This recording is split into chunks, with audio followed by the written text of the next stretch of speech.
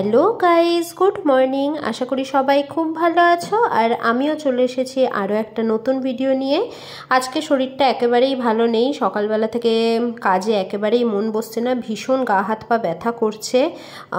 শুনেছি, আমি জানি না এটা কতটা সত্যি, যাদের সিজারে বাচ্চা কাচ্চা হয় তাদের নাকি শির দ্বারায় যেহেতু একটা ইঞ্জেকশন করা হয়, সেই কারণে একটু গা হাত পা ব্যথা, মাজা ব্যথা এইসব প্রবলেমগুলো থাকে। বিশেষ করে আমার অমাবস্যা পূর্ণিমা বা একাদশীতে আরও যেন ব্যথাটা বেড়ে যায়।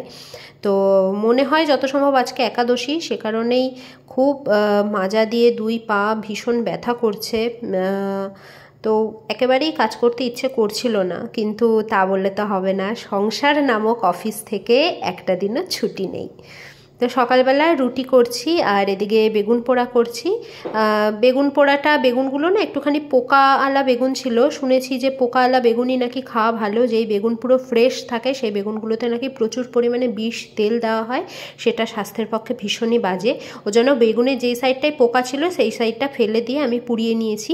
আর আমার আর সোনায়ের দুজনেরই এই মুহূর্তে হোমিওপ্যাথি ওষুধ চলছে, সে কারণে আমাদের কিন্তু কাঁচা পেঁয়াজটা খাওয়া বারণ। ওর জন্য এর মধ্যে কাঁচা পেঁয়াজ দিইনি, খালি কাঁচা তেল, লঙ্কা, ধনেপাতা আর একটু নুন দিয়ে বেগুন পোড়াটা মেখেছি। কিন্তু কাঁচা পেঁয়াজ এর মধ্যে একটু দিতে পারলে কিন্তু ভীষণই ভালো হয়। যাই হোক, কথা বলতে বলতে সকালের ব্রেকফাস্টের প্লেট আমি গুছিয়ে নিয়েছি। ওদিকে সোনাইকে দিয়ে দিলাম, এদিকে মিন্টুকে দিয়ে দিলাম, আর মিন্টুর সকালে একটা ওষুধ আছে সুগারের, সেটাও দিয়ে দিলাম। এই যে এই নে, দেখো দেখো দেখো, এই নে, এই নে, ভদ্র হাতের থেকে নেবে না। আবার একটুখানি তাকায় আমার দিকে, যদি ভালো মন্দ হয় তাহলে ঠিক আছে। শুকনো রুটি, এর সঙ্গে 2 পিস চিকেন কষা দাও। হ্যাঁ। তো ওইদিকে সকালের খাওয়া দাওয়া তো সবার হয়ে গেছে, এবার চলে এলাম রান্নাঘরে দুপুরের সমস্ত রান্নাবান্নার প্রিপারেশন নিতে।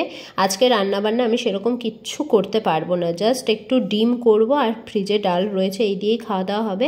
আর আজকে ডিমটা কিন্তু করব একটু কচু দিয়ে। এই কচুটা কিন্তু থাইল্যান্ডের কচু নাকি, কচুটা ভীষণ ভালো। কচুর শাকটাও খুব ভালো ছিল, কিন্তু কচুর শাকটা রান্না করতে একটু টাইম লেগেছে। কিন্তু এই যে নিচে যে কচুর শাকের নিচে যে কচুটা থাকে, সেই কচুটা ভীষণ ভালো। পুরোটাই খাওয়া হয়ে গেছে, এইটুকু বাকি ছিল, এইটুকু আজকে ডিম দিয়ে রান্না করে ফেললাম। তো ওদিকে ডিম রান্নাটাও আমার দেখো কথা বলতে বলতে হয়ে গেছে। বেশ কিন্তু ভালো লাগে কচু দিয়ে ডিম খেতে। এই রান্নাটা আমি শ্বশুরবাড়ি এসেই শিখেছি। তো এদিকে আমার রান্না হয়ে গেছে, ডিম রয়েছে এখানটা, আর ইন্ডাকশানে গরম গরম ভাত বসিয়ে দিয়েছি, আর ডালটাও ফ্রিজ থেকে নামিয়ে নিয়েছি।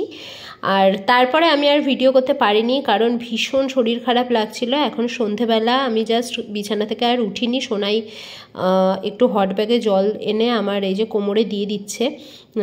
ও সবসময় বলে আমি নাকি ওর কোনো সুনাম করি না, তাই আজকে ভাবলাম একটুখানি ভিডিও করি, যে সবসময় সুনামি মানে বদনামি করি না, ওর সুনামও করি। যে বললাম যে দেখ, আজকে আমি দেখাবো সবাইকে তুই আমার কত কেয়ার করিস।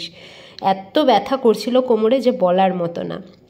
আর এখানটায় আজকে ছোটো মাদের একটা বিয়ে বাড়িতে নেমন্তন্ন আছে, ওই জন্য কুটুসকে শাড়ি পরিয়ে দিলাম। এখানে ছোটো মাও এসছে রেডি হওয়ার জন্য। সোনাই ছোটো মার চুলটা একটুখানি স্ট্রেট করে দিচ্ছে। এই যে এখানটায় ছোটো মা কিন্তু এই ফার্স্ট টাইম স্ট্রেট করছে।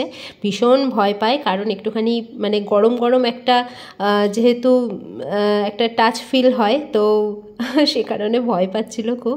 আর এখানটায় সন্ধ্যাবেলা চাও আমার রেডি হয়ে গেছে। আজকের চাই